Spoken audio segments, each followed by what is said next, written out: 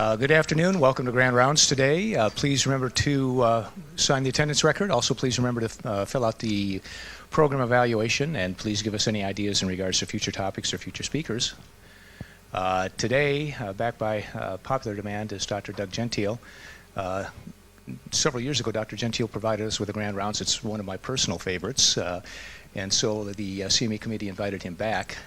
He is a child psychologist. He received his master's and his Ph.D. at the University of Minnesota. He is now professor of psychology at Iowa State University. To say that he's an expert in video games and the impact of video games on children and adolescents might be a little bit of an understatement. I think I counted up over 100 peer-reviewed publications that he's had, and he's authored several textbooks and several book chapters, and CME committee's quite pleased that he was able to accept our invitation today to update us on video games and youth, and please join me in welcoming Dr. Doug Gentile. Thank you. Well, thank you. I was looking over my notes about what was asked for me to come talk to you today, and then I went back and I looked at the presentation I gave 2 or 3 years ago, and apparently I pitched exactly the same idea that I gave you last time. So we're not quite talking about exactly what I initially thought, just because I don't want to repeat everything. So I'm going to focus instead on 2 particular topic areas today, mostly on the media violence aspect, and then on what's being called internet gaming disorder, but we'll just get to that briefly a little bit. So here's my disclosures. If we think about where children learn their attitudes, where they learn their values, where they learn what's acceptable and normative behavior, there are a number of spheres of influence surrounding children. Certainly the closest is the family, and the norms of the family influence all of the individuals in that family. Outside of that's the level of community, and the norms of the community influence the families in it and the individuals in those families. Outside of that level is society, and the norms of society influence the communities, the families, and the individuals in those families, and it is at this level that the media are operating. So the media influence us not just one-on-one when we're watching them, but they also influence us by affecting our families. They also influence us by affecting our communities, and this is part of why it's hard to notice when you've been influenced by the media, because we assume that it's a one-to-one direct relation, but in fact we're being influenced in multiple directions all at the same time. Now, to give you an example of the power of the media, in the 1970s there was a terrible problem with adult illiteracy in Mexico. And the Mexican government realized that if they wanted their economy to grow, they needed to change this. So they instituted what were at the time really innovative programs. They put adult literacy classrooms right in the workplace, so you could go before work or on your lunch break or after work. They provided childcare in some cases, which is very important. If you want low-skill people to learn a new skill, you have to provide childcare so that they can take the time to do it.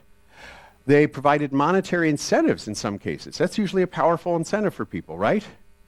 Well, no one went. Okay, why not? Well, it wasn't cool to admit I can't read, right? No one wanted to be seen walking into that door. So the producer of the most popular soap opera in Mexico, Miguel Sabido, decided to try a little experiment. Here's what he did. For 6 months, he put pro-adult literacy messages into his soap opera.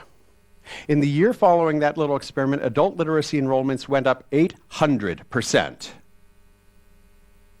There's the power of the media. It changed the culture from it's not cool to admit I can't read to it's cool to say I can't read and I'm going to go do something about it. Now, media violence is one of the most studied things in psychology. There are hundreds upon hundreds of high-quality studies starting from the 1960s. This is not an unknown question. We know the answer to it. Depending on how you want to organize the data, you can collect it into lots of different types of psychological effects. One way that I find useful is to think about grouping them into 4 main effects. The first is called the aggressor effect. Simply put, the more entertainment violence people watch, the more they start being accepting of aggression in society, start being accepting of being aggressive when provoked. They start being more willing to say something unkind or to make a rude gesture when cut off on the highway, or perhaps even at the extreme, engage in truly aggressive and violent behaviors. The second effect is the victim effect. And this is that the more entertainment violence you watch, the more scared you get. You start seeing the world as a hostile place. It's sometimes called the mean world syndrome. People and children, start initiating more self-protective behaviors, like carrying guns to school, which ironically increases their odds of being shot. The third effect is the bystander effect. And so the more entertainment violence you watch, the more desensitized people become. Now, I don't just mean desensitized to other media violence, although that's true. It also desensitizes us to real-world aggression. So, for example, a classic study brought in college-age men into a laboratory. They had them randomly assigned to watch, I think it was 20 minutes of a sports program or 20 minutes of a movie that included a simulated rape scene, and then they brought in a real woman who had been raped. And the men who saw the movie with the simulated rape scene were much less empathetic towards her, much more apathetic towards her real human suffering and pain. 20 minutes changed the way they interacted with a real human being. That scares me. And the fourth effect is the appetite effect. Simply put, the more you watch, the more you want to watch. Now, there is no serious debate in scientific psychology about these questions. The question isn't, is there an effect? The question is, which effect is what type of person more likely to get? In general, girls tend to get more the victim effect, and boys tend to get more the aggressor, bystander, and appetite effects. So it's not, will you be affected? It's in which of these ways are you going to be most affected? Now, what if we look at the opposite side? What if we look at watching shows that have pro-social content, where you care about the other characters, care for their feelings, take care of them? It turns out there are two main effects of that type of programming too. The first is a pro-social effect, where people who watch those types of shows actually engage in more helpful and cooperative behaviors. And there's an anti-violence effect, where they engage in fewer aggressive behaviors. And once again, this is not just right after you've turned it off, although that's true. The kids who watch these types of programs habitually at home are habitually more helpful, cooperative, and less aggressive at school, even though they weren't just watching a show that told them they were supposed to be like that. Now, what happens if you put these two messages together? Such as superheroes. Superheroes who do something violent but for pro-social ends, right? Well, if you take young kids, by which I mean up to about age 7 or so, and you put them in a room and you show them a TV show that only has pro-social acts, and then you let them loose in a room with other kids, and you just count their helpful or hurtful behaviors, they show more helpful behaviors than harmful ones. That makes sense, right? All right, what if you show them shows that have lots of aggressive acts, and then turn them loose in a room? Now they show about equal numbers of helpful and harmful behaviors towards the other children. But if you show them shows with both aggressive and pro-social acts, then kids exhibit more harmful behaviors. Well, that's weird. Why would that be? Well, let's deconstruct this idea of the superhero. Here is the simplest. Let's take Batman. Simplest you can make Batman. Batman, we accept Batman's limited act of aggression on this alleged criminal perpetrator, because by removing the alleged criminal perpetrator from society, we reduce a greater number of aggressive acts either across time or across people, and so that's why we socially sanction Batman's limited act of vigilante aggression. That's the simplest it gets. Little kids can't do that. Little kids understand Batman is good. Batman hits people. Therefore, hitting people is good if you're the good guy. And we all think we're the good guys. September 11th terrorists thought they were the good guys too, right? So this is a complicated, mixed message we give kids, but they do not have the cognitive ability to understand that mixed message. Now, once you get up to about age 8, they do start being able to understand that. But what this shows is that we make bad decisions as parents about what's okay for kids to watch. We look at these things and we go, oh, there's a good moral story. It all wraps up. The bad guy goes to jail at the end, etc. Little kids can't get that. They do not understand the plot. Great studies. Take 4- and 5-year-olds, you take TV shows, you chop them up into little bits, randomly reorder them. They can't tell the difference. You are sitting there with your advanced cognitive skills, able to take this information that you have at the end of the show and now cognitively rewrap everything that you know that happened before and understand how this says, oh no, that was bad. Kids can't do that. If they watch a half-hour show, say Batman again, they get 28 minutes of fighting is exciting and 2 minutes of, oh, maybe it's bad. They cannot use that last 2 minutes to re-understand the previous 28. So what do they learn at a ratio of 28 to 2? So we look at these things with our advanced adult cognitive abilities, and we make decisions for kids because we forget that kids can't understand that. And we think we're doing them a favor when in fact we're harming them. I don't like blaming parents because I think every parent wants the best and tries to do the best for their kid, but we don't always understand what really is the best. We want you to understand tonight that in the eyes of children, or more importantly, in the minds of children, television is always actively teaching something, always. To prove the point, we brought our television to the Blue Boss Daycare Center. About 10 kids, mostly 2 to 5 years old. And over 2 days, we watched them watch us. Can you see okay? We wanted to see if different kinds of programs would get kids to act in different kinds of ways. We had the room rigged, so while they were watching the monitor was watching them. We had cameras in plants, toy boxes, and on the other side of that one-way mirror over there. All of these cameras sent pictures to TV screens upstairs, where we sat with their parents and David Walsh, a psychologist who also runs the National Institute for Media and the Family. It's at the age that these kids are that they're like sponges. They're learning constantly. All day long, they're learning. On the first day, we had the kids watch Barney. Hi, everybody. The popular public television program with the big purple dinosaur. Are you ready for the next letter? The target 2 to 5 age group is drawn in near completely. They sing the songs.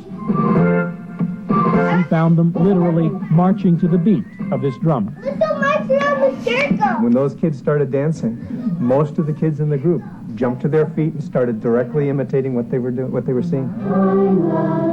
Teresa's daughter, Hannah, is one way over the top about Barney. She knows all their names. It's kind of like she gets It's almost to know like she them. becomes part of that. She becomes part of the group. Yes. Yeah.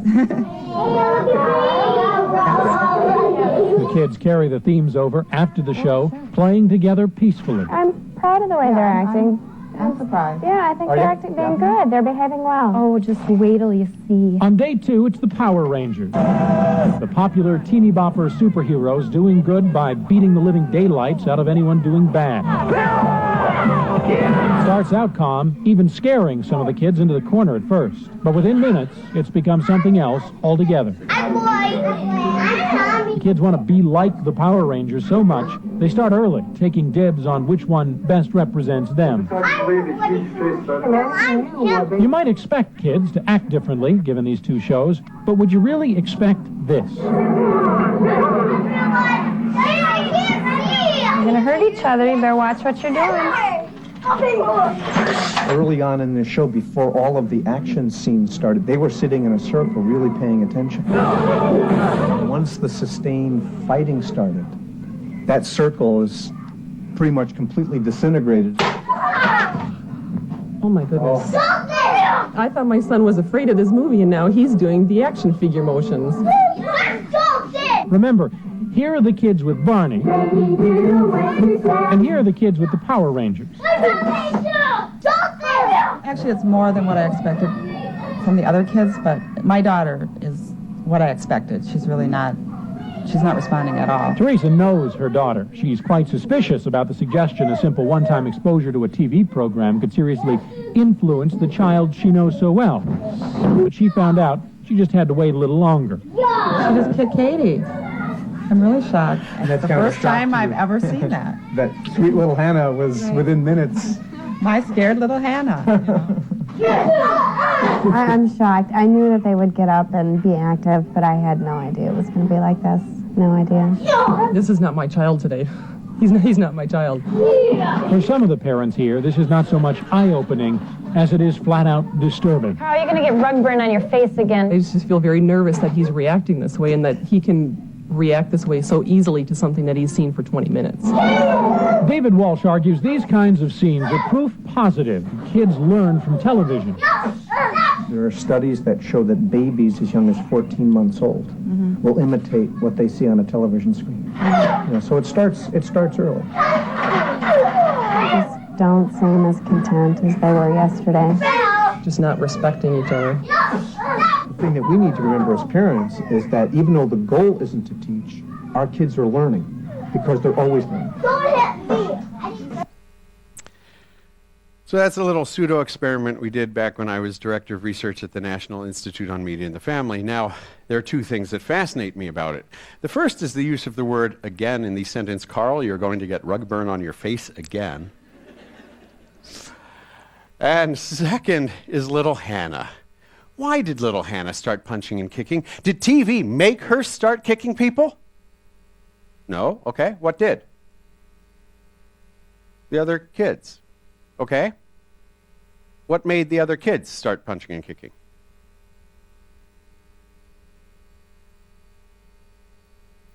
TV. This is one of the rare opportunities you actually get to see the multiple layers of the effect at work. For most of the kids, it was a direct one-to-one thing. They saw it, they started imitating it. But not little Hannah. What changed for her was her community. One day, what was acceptable, normative behavior in that room was sharing, caring, respectful play. The next day was punching, kicking, aggressive play. What changed the norm in the room? Television. And that was powerful enough to bring everyone along with it. This also teaches us something very useful about the idea of peer pressure. We often ask things, why do kids smoke? And we go, peer pressure. And we stand back smugly as if we've said something important. That doesn't answer the question at all. I promise you, no peer came up with the idea of growing tobacco, drying it, processing it, infusing it with chemicals, wrapping it in paper, lighting it on fire, inhaling the smoke and thinking that's cool. No peer came up with that idea. Where did they get the idea it would be cool? Oh, maybe here we're back to the media. So from now on, throughout the rest of your lives, if you ever hear yourselves utter the words peer pressure, I want you to kick yourselves and go one step farther. Then where did the peers get it? Because that's actually not an answer. Now, you probably know this, that in 2000, the AMA, the AAP, the APA, the American Academy of Family Physicians, the American Psychiatric Association, the American Academy of Child Adolescent Psychiatry stood on the White House lawn and issued this joint statement, the most important thing, saying that there is a strong consensus of a causal relation between media violence and aggression in society. This isn't new. In 1972, the U.S. Surgeon General said that in a report before Congress. We have known for a long, long time that, yes, media violence influences aggression in society. Causal, that's the C word. It's a big deal in science.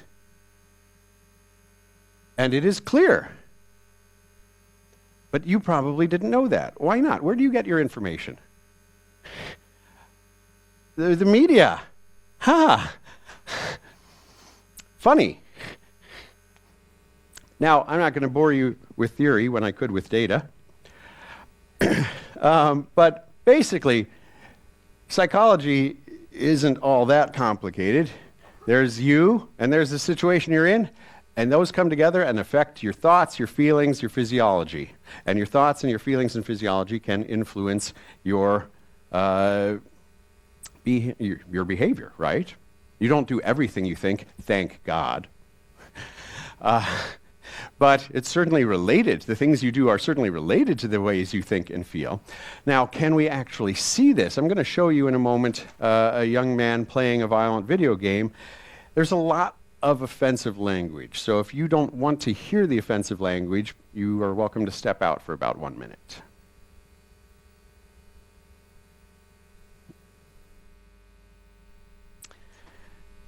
So, I'm not sure how to get this to play. Is that up in the back room you have to click it, or can I click it? Get in the fucking water! Get the fucking water! Fucking snipers! There's a fucking sniper! Watch out the fucking sniper!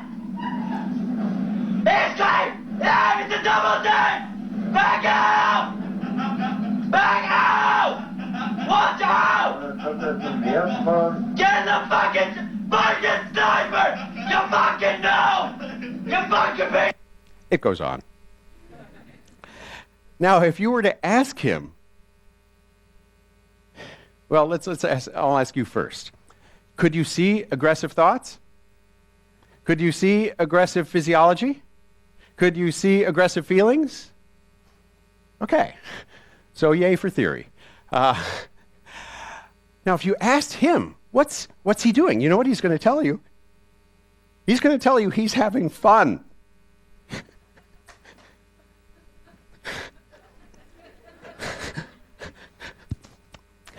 He's going to tell you he's relaxing.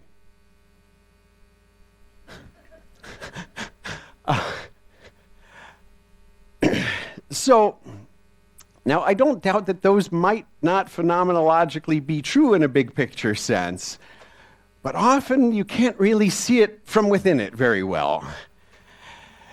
So, I'll tell you about a couple studies that we've done. This one was with over 600 8th and 9th graders. We find that the kids who are playing more violent video games, they they see the world in terms of hostility. That's what this hostile attribution bias is here, that you have a bias for attributing hostility towards other people's actions. So we all know people who, when they get bumped in the hallway, they assume it was an accident, and we also know people who take it very personally. This is much more like that second way, right?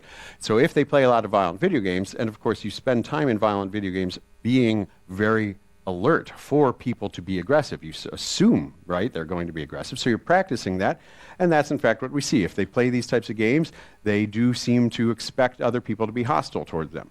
They get in more arguments with teachers. There is a real-world antisocial behavior. They get in more physical fights. There is a real-world aggressive behavior. They also get worse grades in school. Now, if you're a good skeptic, and I want you to be, you're going to say, Doug, that's not necessarily about playing violent games. That might be about being a naturally hostile and aggressive kid, because naturally hostile kids do see the world in terms of hostility, get in more arguments, get in more fights, get worse grades, and play more violent video games. That's all true. So in this study, we measured children's personality trait hostility, and if you take the lowest quartile hostile kids, so these are the least naturally aggressive kids, and they also don't play violent video games. Only 4% of them have been involved in a physical fight in the past year. That makes sense, right? They're not naturally aggressive. They're not playing violent games. They're not getting into fights. But you take these same low aggressive kids, if they do play a lot of violent video games, it's an almost 10 times increase in their risk of getting into fights. How about the other extreme? Let's take the 25% most naturally aggressive kids, right? Well, if these ones don't play violent video games, 28% of them have been involved in a fight in the past year, and if they do, it's a bad combination. Now, what really fascinates me, what we're seeing here is the stacking of risk factors, right? Yes, hostile personality does matter. Playing violent video games does matter. What matters more is both of them, doing both at the same time, right? What really fascinates me, though, is these two bars here in the middle. Notice the least naturally aggressive kids are more likely to get in fights than the most naturally aggressive kids if these ones play violent video games and those don't. In this study, we separated out amount of play, how much time they're spending, from whether they're playing violent video games. And we see that there are actually different effects for those. The more time kids spend playing, the worse their grades. But notice there's no direct relation between amount of play and antisocial or aggressive behaviors. Now, because kids who play a lot tend to play more violent video games, those come together to increase children's personality trait hostility, which in turn is related to all three outcomes. But over and above this mediated path through hostility, if they're playing violent games, that adds extra predictive power to who gets into physical fights. Parents tend to be concerned about one of two things: how much time their kids are spending with media or what the content is. Studies like this demonstrate that both matter, but they matter for different reasons. Amount seems to be related to things around physical health, around amount of sleep, around school performance, whereas content seems to be related to behaviors. So violent content is related to aggressive behaviors, and pro-social content is related to helpful behaviors. Now, the good news in this study was that kids who say their parents always check the ratings before allowing them to buy or rent video games, those kids are getting into fewer fights and getting better grades in school. Again, if you're a good skeptic, you're going to say, Doug, that's not necessarily about checking ratings. That's about being a more involved, better parent. My answer? I don't care. Because you can't just tell parents, be better. You've got to tell them how. Here's a very specific how. There's a rating on the box. Learn it. Use it, because it matters. And that makes them more involved, better parents. Show you another little pseudo-experiment I got to do with Super Nanny. Earlier in the program, Joe and Professor Doug Gentile revealed that playing a simulated war game for 20 minutes is enough to desensitize your child to real-life violence. Now Joe wants to see if it can also change their behavior. Will letting your child play violent games make them less empathetic and helpful to others? The boys are still in two groups. 20 are playing a violent war game, and the other 20 a non-violent football game. So all these boys are playing their video games. Doug's in a room about to interview some of those kids, and I want to sneak around there and take a look myself. Joe will observe while Doug interviews a random sample from each group. So we've got Doug sitting down already. Each boy will be asked a series of questions. During the interview, Doug will intentionally knock a cup of pens over to see how the players respond. Will the violent players react in the same way as the non-violent players? The first candidate for interview is one of the non-violent football gamers. I'm Doug. Have a seat. Just have a couple of questions for you right now, and then we might talk to you again a little bit later on. But do you play games at your home? Yeah. Yeah? What game systems do you have? Just PS2. And what would you say are your 3 favorite games? Sure. Doug's theory is that the non-violent gamers will help, but the violent gamers won't.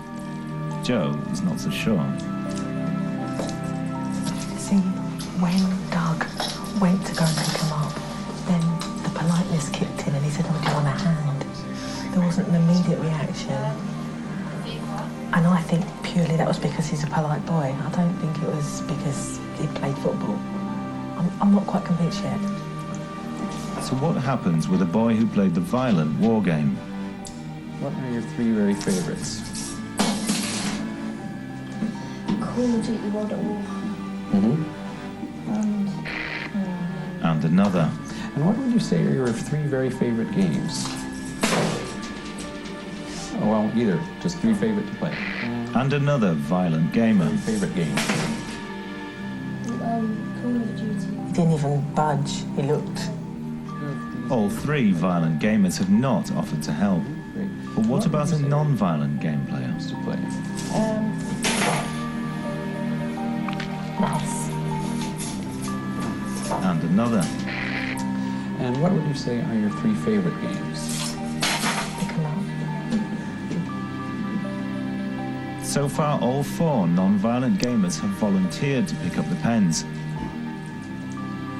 But what if we go back to the violent gamers? Actually, I think he gave less a reaction than anyone I've seen. Overall, only 40% of the violent gamers picked up the pens.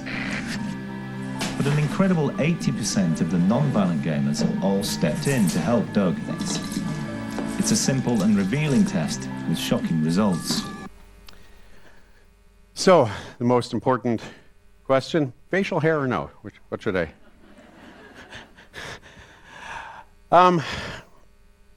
The details, a little more of the detailed information in this is of the ones playing the soccer game, 80% stood up and helped pick up pens. And when they did, they picked up more pens. And so you can see it's not just that more of them did it. When they did, they were also more helpful. So we tend to think about media violence, we only talk about it in this country at the wrong time. We talk about it after there's been a horrible tragedy like a school shooting. That is exactly the wrong time to talk about it, because this is not about that type of behavior. This is about, it changes the way you think and feel and perceive the world so that you stop being quite as caring. And when provoked, you're more willing to be aggressive as well. These are data from 3,000 kids we followed for 3 years. This is a longitudinal latent growth curve. Let me help unpack it a bit. The I is the intercept. Where did kids start at the beginning of the 3-year study? And the S is the slope. How did they change? And so if they started the study playing more violent video games, they also started off with higher aggressive cognitions. Now, we measured 3 types of aggressive cognition. Hostile attribution bias, which you already know about.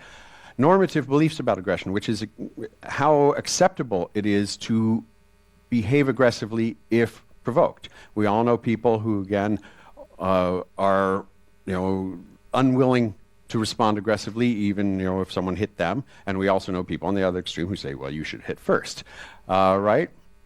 And then the third aggressive cognition is aggressive fantasies, how much time you spend thinking about hurting other people. And with violent games, of course, you're spending the whole time being hyper-vigilant for aggression, so that's practicing your hostile attribution bias. You get rewarded for behaving aggressively, so that's going to make it seem more acceptable. And of course, the whole time you're playing is an aggressive fantasy. You're practicing aggressive fantasies. So if they start off playing more violent games, they also start off with more of those 3 types of aggressive cognitions. If they change to play more violent video games, they change to have more aggressive cognitions. And of course, their aggressive cognitions predict how physically aggressive they are at the end of the study. But on top of that mediated pathway, still there's even this long-term path from 2 years before, if they were playing violent video games. That still adds significant predictive power to their physical aggressive behavior. Now, think about what this actually means in real world. You've been playing violent video games. You've learned to expect people to be aggressive toward you. So then when you get bumped in the school hallway, you stop assuming it was an accident. You quickly reorient your attention to the person, because of course you do that in the game, right? You see something that might jump out at you, you have to quickly orient your attention towards it. Because and now you call to mind a potential response. What could you do now that you believe someone's made a hostile overture towards you? Well, the thing people do usually, especially in times of stress, is the thing you've practiced the most. It's called the availability heuristic. Well, what's most available to your mind? Well, it's the thing you've practiced the most. And in violent video games, you have practiced hundreds of thousands of times when you see an aggressive stimulus to respond aggressively. So that's going to be first in your mind what to do now that you've reoriented your attention. And you can see how the odds, and of course it's also lowered the barrier because you've been rewarded for behaving aggressively, so you think it's more okay for you to do it. You can see how the odds in that school hallway have shifted. And the odds that now this kid might push back or say something unkind are much higher than they used to be. Right? And if he does do that, then the odds of that spiraling into a very aggressive encounter go way up too, right? Now here's the fascinating thing. That the aggression that happens in that school hallway looks nothing like what they were playing in the game. Kids are not copying the aggression. That's not how this effect works. It changes the way they perceive the world, the way they think, and the way they feel. And you carry the way you think with you everywhere. And that's why media violence leads to aggression. Not because you're not smart enough to not copy. It's because you practice thinking in a certain way and seeing the world in a certain way, and you can't not see through those filters. That is now the way you see the world. Now, this study, because it was a large study, we were able to test some of the more interesting hypotheses rather than just does it have an effect.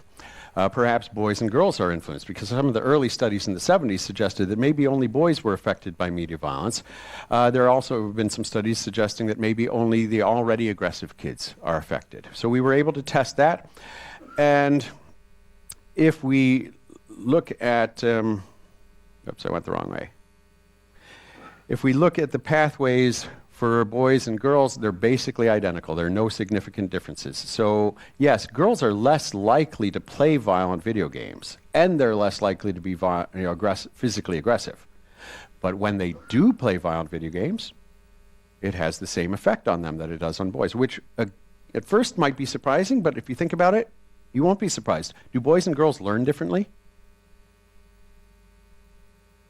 No. We all learn through the same learning mechanisms. That's what this is. This is learning. You practice. Your grandmother was a great neuroscientist. She told you practice makes perfect. She was right. Actually, we know from neuroscience practice makes permanent. Perfect practice makes perfect. If you do something badly over and over again, you get really good at doing it badly. So if you want to do it well, you have to practice it well. But every time you do it one more time is one more learning trial burning it in your brain. And that's true for boys and girls. That's true no matter what side of the planet I'm on. I've done these studies now in probably 13 or 14 different countries, and we see the same effects everywhere, which shouldn't surprise you because it's learning. When we look at the high aggressive from low aggressive kids, so you do just a median split, and you take the kids who were least physically aggressive in year 2 compared to the ones who were most physically aggressive in year 2. And then you split them again on whether they play a lot of violent video games or not. You see that there's actually a much bigger increase in aggression for the kids. And this is how aggressive they are in year 3. That's what the bars are. They're showing. So predicting from year 2 and their violent game exposure. So it's a bigger increase for the low aggressive kids than it is for the high aggressive kids. Yeah, there's an increase there, but these kids were already pretty aggressive. So in fact, it may be that the least aggressive kids are the ones who are affected most because they have the most room to grow. So we have believed a bunch of things about that this effect only has an impact on certain people. It seems like most of those things we've believed may be wrong.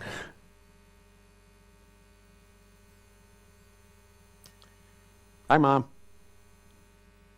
So can we predict the future? Well, yeah. When kids play a lot of violent video games, that changes the way they think and see the world, which in turn predicts the odds of their aggressive behaviors. I didn't show you the data, but we've done similar studies in 8 countries now with pro-social games, where if people are playing games where you take care of the other characters rather than kill the other characters, in fact, kids gain in empathy, and that predicts more helpful and cooperative behaviors. This isn't new. We've known this for 3,000 years. Again, practice makes perfect. Shouldn't be surprising. So I don't know why there's such a fight to believe the science on media violence. Now, let's say maybe you could believe the effect is there, but it must be so small that it's not worth talking about, right? So here are some scientifically documented effects. If they're on the left side of the 0, that means doing it gets you less, and if they're on the right side, it means doing it gets you more. So if you do breast exams, the extent of breast cancer is reduced. If you work in a place with asbestos, your risk of cancer of the larynx goes up. If you do homework, you get better grades. Who knew? Not my students. Your diet includes more calcium, your bone mass is increased, you use the nicotine patch, you're actually better at quitting smoking. If you eat lead paint and chips, children's IQ goes down. If you live in a house where other people smoke, your risk of cancer goes up. If you use condoms, your risk of sexually transmitted HIV goes down. How many of you think these are important? I don't mean just colloquially important. I mean important enough that once you know the science on this, we should do something about it, right? That once we know that these effects are real, we should create public policy that actually lets people know the truth about it so that they can at least make more informed decisions, or maybe even make stronger policies such as, paying to remove asbestos from the workplace. How many of you think these types of things are that important? Now, if you think those are that important, you'd better believe media violence fits in there too, because depending on, the size of the bar depends somewhat on which meta-analysis you read, but it's at least as big as all those other ones. It's second only here in terms of the correlation between smoking and lung cancer. Now, what happens for some kids when they try to stop playing or when others try to get them to stop playing? No! I know what you're trying to do! No! Just get what? What is you gonna bite me? Oh shit, monsters! No! Get that camera away from my face, you idiotic fool!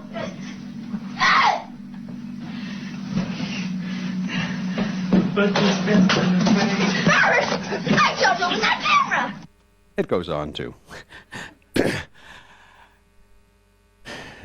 It seems some kids, now it's also true for adults, but I'm a child psychologist. Yes, I know I look older.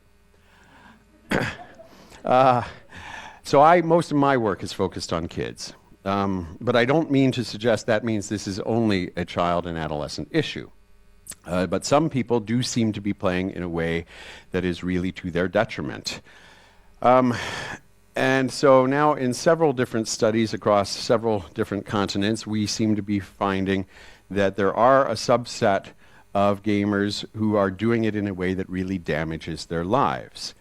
In 2013, the American Psychiatric Association recommended that we start considering internet gaming disorder as a real thing. They put it in the appendix, saying that the early research looked strong, but there's still more to be known before it becomes a full-fledged classification for a disorder. WHO just announced a month ago that they're thinking gaming disorder belongs in ICD-11. And it is in their draft of ICD-11, which will come out later this year. Prevalence estimates vary based on population and the way you measure it, but in general, it looks like it's somewhere between 1% and 10% of gamers. That makes sense, right? An addiction should not be everyone. Most people should be able to do it without having a real problem. How do I know that my research is having an impact? Well, when it gets talked about by Jimmy Fallon, he says a new study shows that about 1 out of every 10 kids who plays video games is addicted. You know what they really need is rehab. That rehab's such an awesome game. It's on Xbox and PlayStation. I played it for 6 hours yesterday. 6 hours, sissy. These addicts are way over that. Now, this is, again, with 3,000 kids followed across a couple of years. The measuring it similar to the way the DSM recommends. We have 9 symptoms. If you have 5 of them, you would be classified as clinically having the disorder. And so some of the kids started the study with more than 5 symptoms, and by the end had stopped being addicted. Some of the kids started under that line, but by the end had become addicted. Some of the kids stayed addicted for the 2 years, and most of the kids, of course, never reached that clinical cutoff point. This allows us to actually see what predicts what, right? How is it, if these kids are all addicted at the beginning, what helped these ones stop? All these ones weren't addicted. What was different that made these kids become addicted? And then what happens at the end? And in short, what we see is that kids who are more impulsive, with lower social competence, and are spending more time with games, they end up with more addiction symptoms. The kids who then become more addicted over time, they end up with more depression, more anxiety, more social phobias, and worse grades. I had assumed the opposite, actually. I had went into this study assuming that maybe kids aren't doing so well in school, don't have a lot of friends, they get depressed, and they go home and they game as a coping strategy. And of course, that's not a very good coping strategy, right? It doesn't help their grades, it doesn't help their social skills, so they don't get any better. So, you get this spiral, but it's really the depression is the leading thing. That's not what we see here.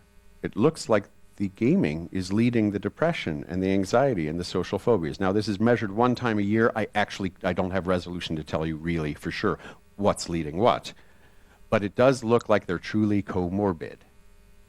And we know that about mental health, right? You get one problem, you often get others, and then they make each other worse. And if you just the patient walks in and you only treat the first one, they're not going to get better.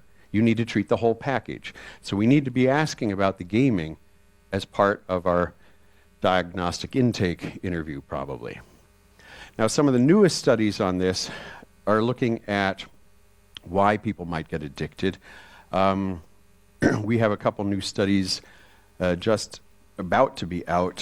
One looking at the motivation. So there's a theory of intrinsic motivation called self-determination theory that says there are three main needs people have. It's an ABC. The A is autonomy. We want to feel in control. The B is belongingness, or the proper term is relatedness in this theory. But we want to feel connected to other people. And the C is competence. We want to feel good at what we're doing.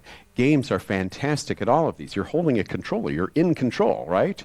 If you play World of Warcraft, you're online with 11 million of your closest friends. So you're getting that relatedness need met, and the game starts you at a low level, teaches you how to play it, so you get competent at it. So maybe that's part of it. We've also started looking at games. When kids do use games as a coping mechanism, does that matter? Because many addictions start as dysregulated coping. You had a hard day, you come home, you take a drink to take the edge off. Nothing really wrong with that, but then you do it again tomorrow, and then you do it again the next day, and now you're up to 2 drinks, and now after a while it takes over, right? Because it's not a really functional coping mechanism, so it doesn't actually help you. And so in one study we have coming out, we looked at addiction symptoms, and not just looking at whether kids use games as a coping strategy, does that predict it? Because it does. But it's not, what about the kids who actually need to cope, who have real problems, who actually have something that they're trying to work with to cope, such as anxiety or mental illness? And what we find here is that to the extent kids have more real-world reasons they need to cope, and they use video games as a coping strategy, that's actually a bad strategy for them. They actually end up with higher addiction symptoms, are more likely to become addicted. And we find these serially mediated pathways for 4 different mental health disorders: depression, borderline personality, obsessive compulsive disorder, and ADHD, in 2 different samples of our college students here at Iowa State. So smart kids, but when they're using games as a coping strategy, it's a risky strategy. Now, you might say, well, maybe that's just because they're not good at coping, because there are all sorts of positive and negative coping strategies. Maybe it's just this is a proxy for other negative coping, and we find that's not actually the case, to the extent they're playing more games and they're using games as a coping strategy, not just other negative. We measured 8 or 9 different coping strategies. And so it's not just any negative coping strategy predicts this, it's specifically if they're playing video games as a way to cope that we see this increased risk for addiction symptoms. Now, one of the newest studies out of our lab looked at what happens if kids have TVs or video games in their bedroom.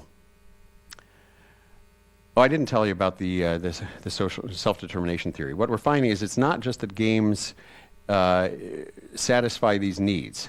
It's kids have more addiction symptoms if they're not getting those needs met in real world, and they are getting them met in games.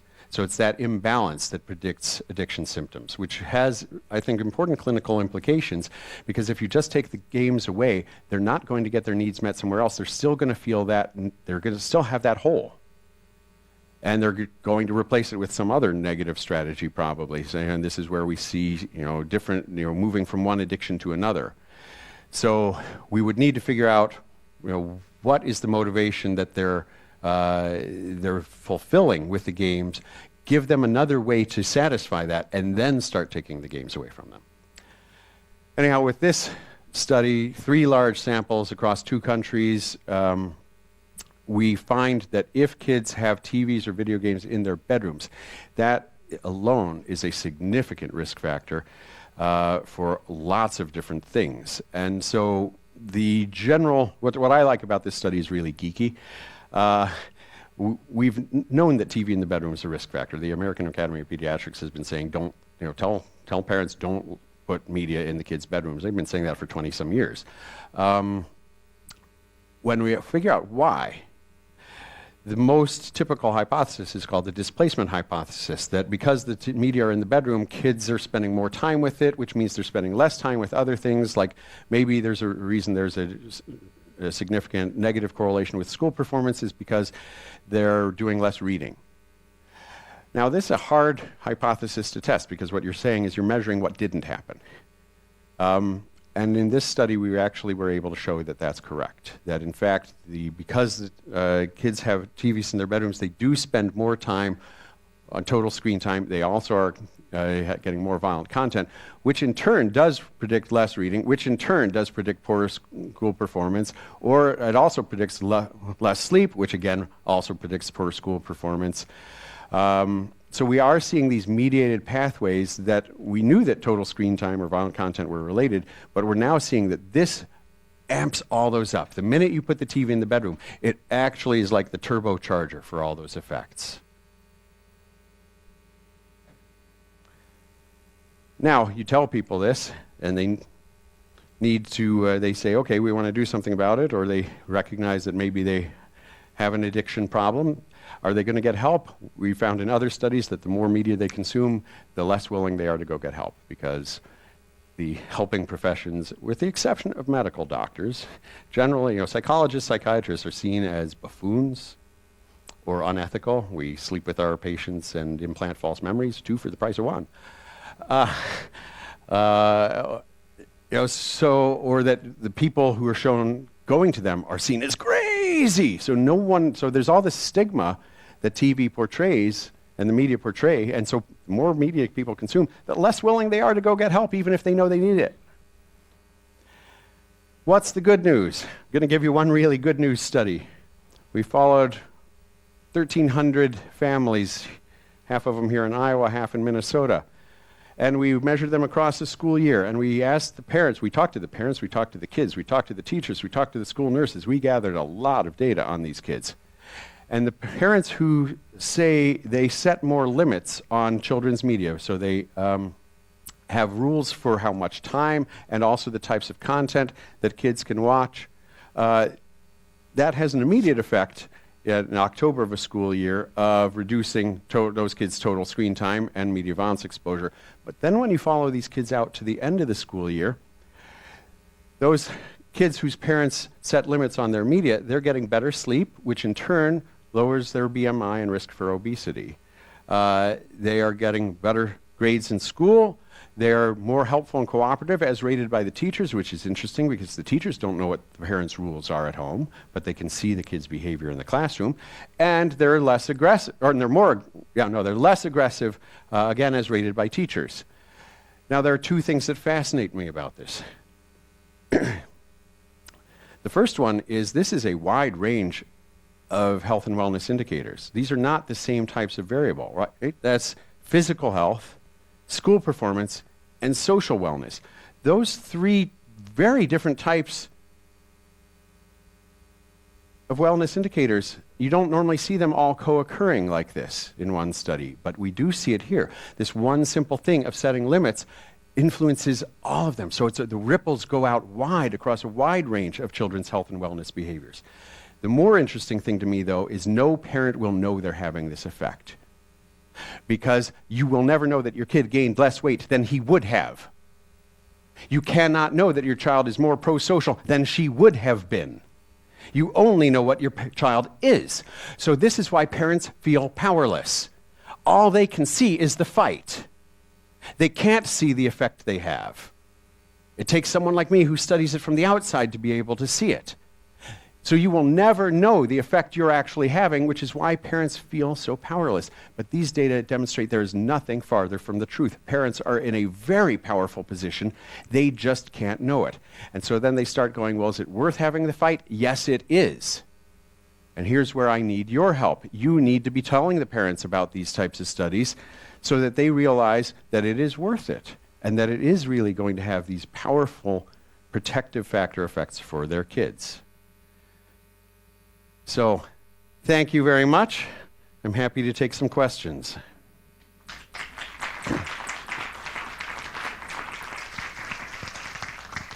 Thank you. Is there a role for moderation?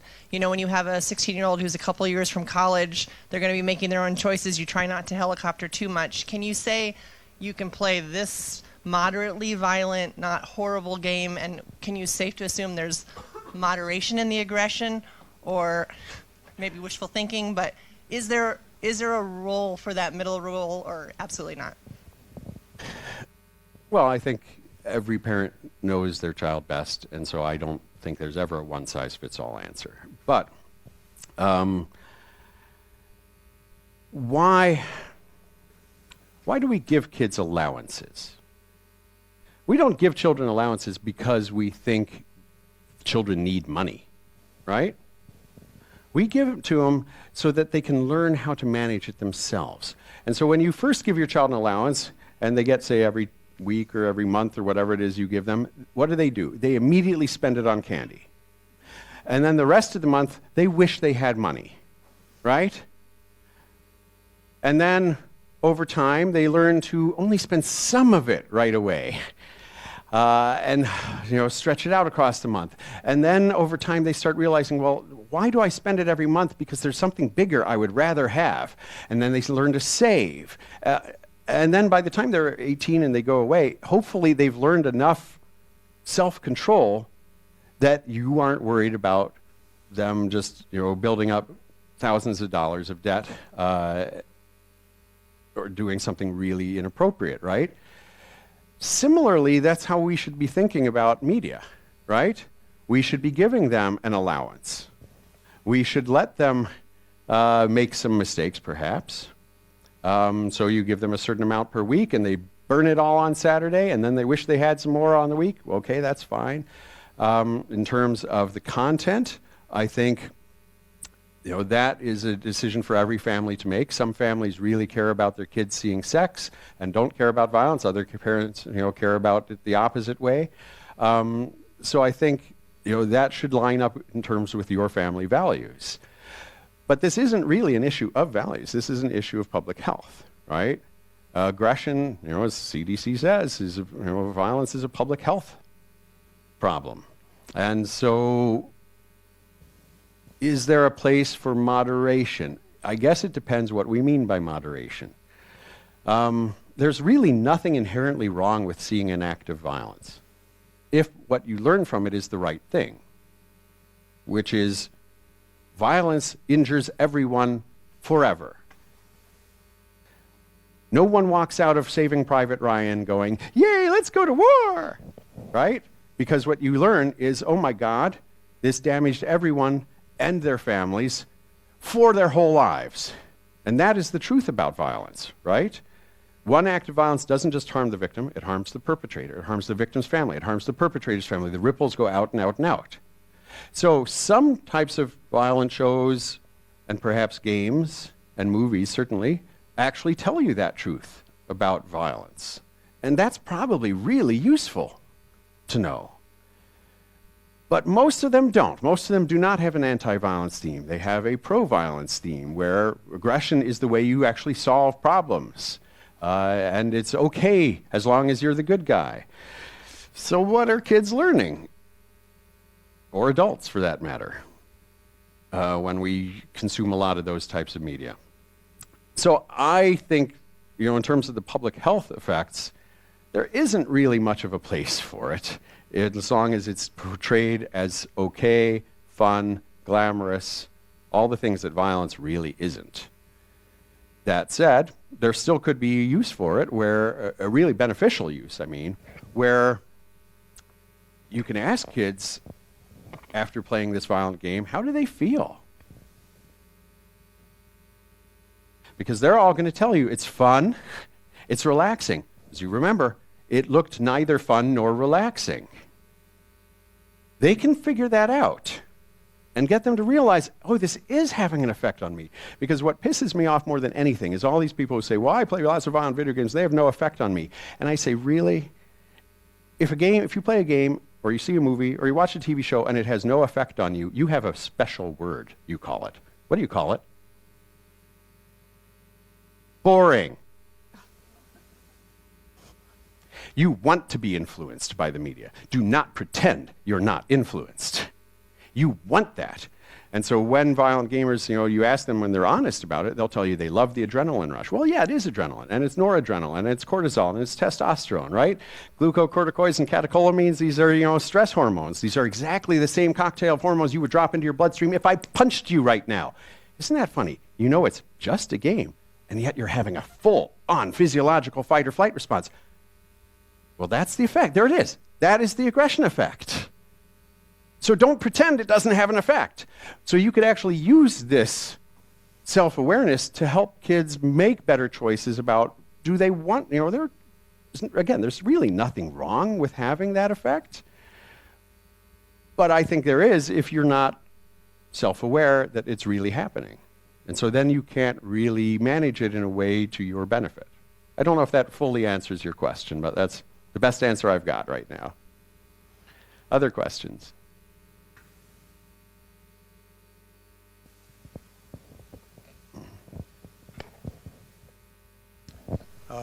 So too much screen time does a lot of bad things. Higher than average screen time, is there any good things that come out of it? I'm thinking about they get the better computer programming job, they make a better aerospace engineer, etc. Oh yeah, all those things can happen. In some meta-analysis of just like television time, although the overall correlation between amount of TV time and, say, standardized test scores is negative, it actually goes up to about 10 hours. So there's actually a positive correlation from 0 hours a week to up to about 10, and it then starts dropping off after 10. And the average kid's out here at 31, by the way, TV time alone. Then you add on 13 hours video games for the average, and another 10 hours a week for computer time, not for school purposes, and we're out 54 hours a week. The average kid's in front of a screen, not for school purposes. That's a lot of time. So it looks like there might actually be a benefit to having some rather than none.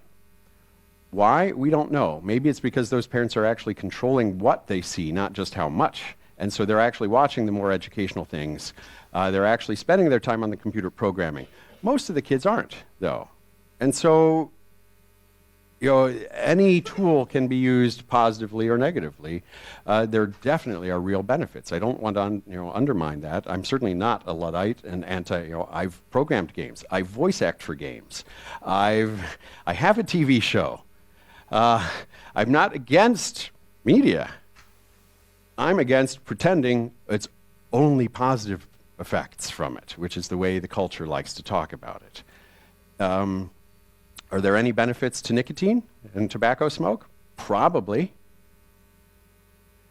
Let's not just pretend that's the only effect it has, right? Let's pull out the whole, science and show, well, it has this effect and this effect and this. Media violence has 19 scientifically documented effects. I just showed it you grouped into 4.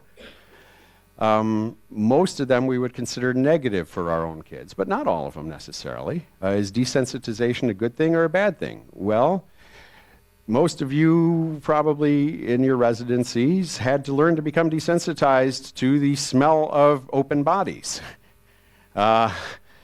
on the sight of blood. That's a good thing. So this is why the Army, all 4 U.S.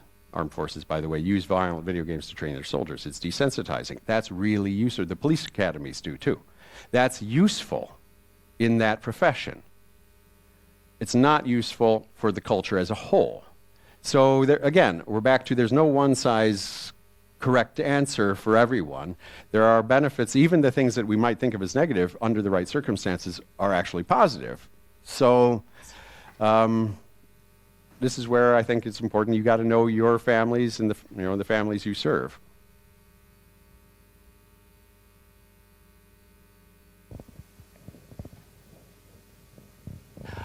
I will suggest another grand rounds. I would like to come back and go into the detail on internet gaming disorder, since it is becoming if the WHO does classify it in ICD-11 later this year, it's probably something you're going to need to know more about, and I'd be happy to come talk about the research on that. Thank you.